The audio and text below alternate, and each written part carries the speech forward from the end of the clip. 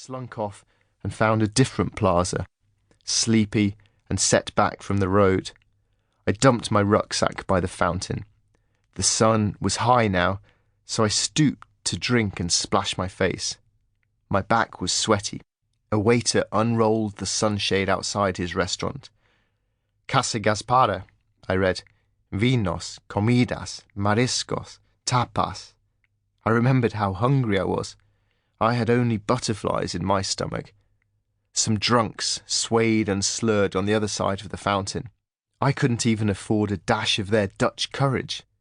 I had not felt this apprehensive since the day, a few years ago, when I'd climbed aboard a small green rowing boat, picked up the oars, and set off to try to row across the Atlantic Ocean. The prospect of playing a few tunes in a quiet plaza agitated me as much as colossal waves 1,000 miles from land. But in place of storms and capsize, here I dreaded failure and shame. I was frightened of appearing a fool and worried what people would think about me. I knew this was pathetic behaviour for a man in his 30s, but the vulnerability was fascinating. What if I fall? Asks the poem. Oh, but what if you fly? I glanced around, then unzipped the violin case furtively as if it contained a gun. I was committed now, too far across the floor at the school disco to swerve my decision to ask the girl to dance. An apt comparison, for I never dared do that either. I positioned the shoulder rest and tightened the bow. I had known that performing in public would be much harder than practicing alone, which was why I had waited until today to try it. I had deliberately avoided getting accustomed to busking when the consequences did not matter.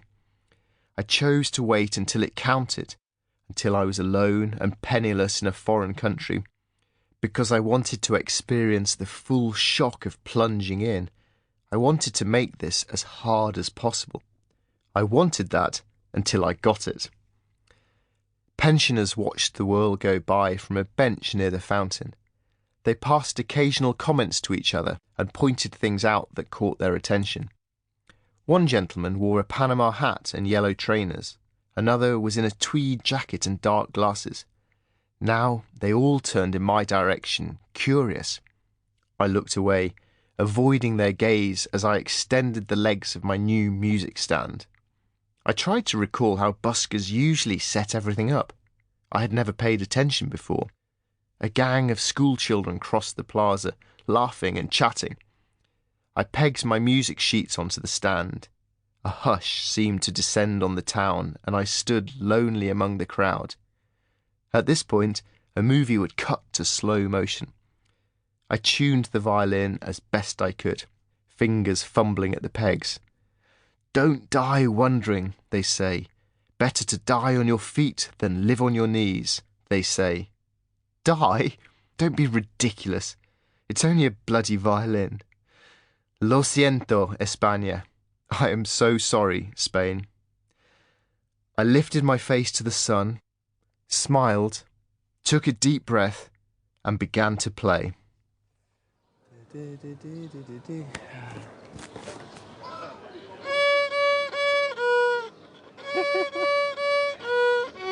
Ah!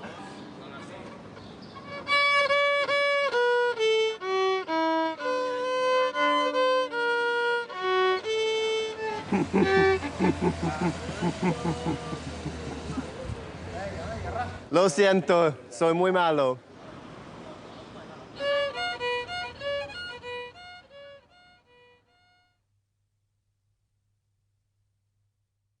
Imagine. Sometimes, when I read travel books, I say to myself, you could put this book down right now, step outside, and just go. The sunlit road calling you, nowhere to be but there, the freedom all yours to choose. Imagine. If I could go, would I?